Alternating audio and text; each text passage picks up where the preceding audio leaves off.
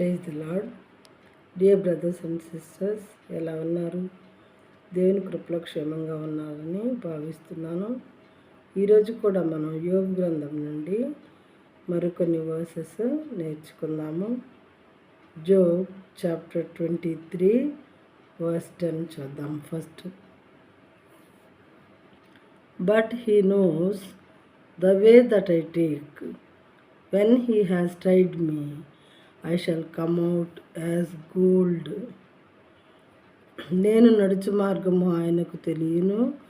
ఆయన నన్ను శోధించిన తరువాత నేను స్వర్ణము వలె కనబడుదును.